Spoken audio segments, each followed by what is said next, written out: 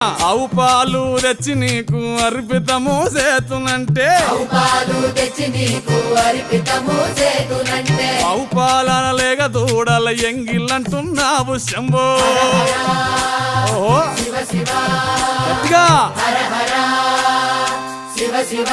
అదే సాంబ శివ నీదు మహిమయన్నటికి తెలియదాయే.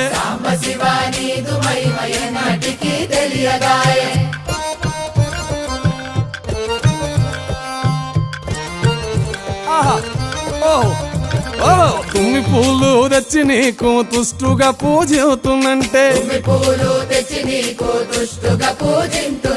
కొమ్మ కొమ్మన కోటి తుమ్మెదలెంగిలంటున్నావు శివ.